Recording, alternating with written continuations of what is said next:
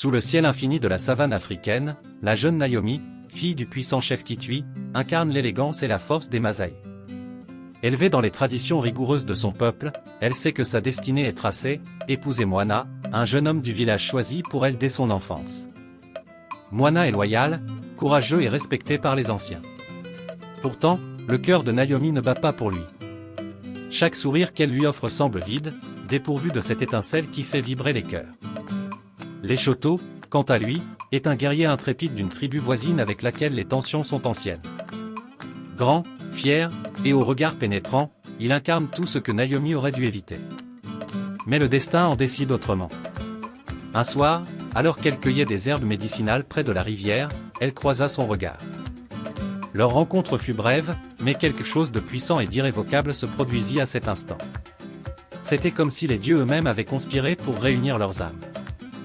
Dès cet instant, Naomi et Leshoto savaient que leur cœur appartenait l'un à l'autre.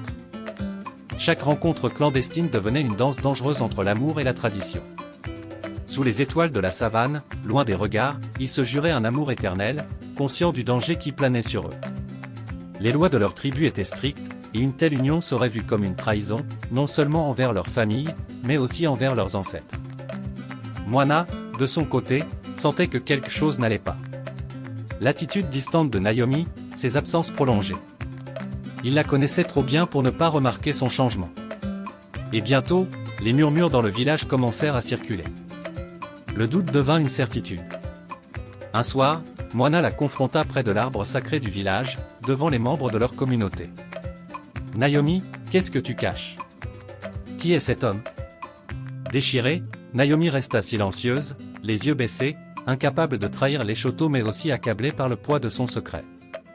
Moana, furieux et humilié, se mit en quête de la vérité. Ses soupçons l'amenèrent à découvrir la liaison interdite, et dans sa rage, il alerta le chef Kitui.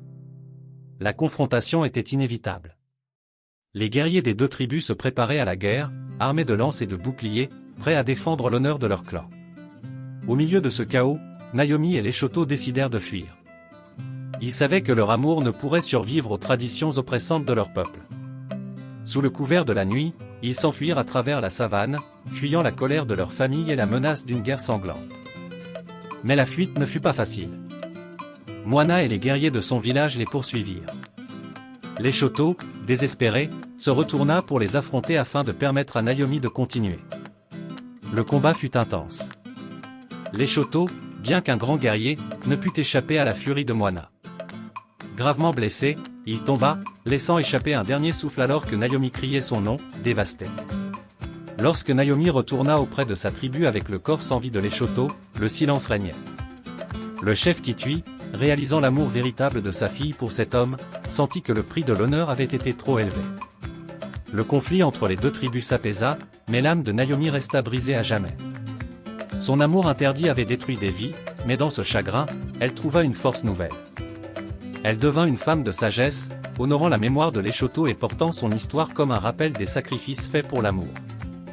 Scène finale. Des années plus tard, sous un ciel serein, Naomi, maintenant plus âgée, se tient devant une tombe simple, là où repose Leshoto. Le vent souffle doucement sur la savane, et le soleil se couche, peignant le ciel d'une lueur dorée. Elle sourit doucement, le cœur apaisé. Leur amour, bien que tragique, vivra à jamais dans les étoiles et dans la terre de leurs ancêtres.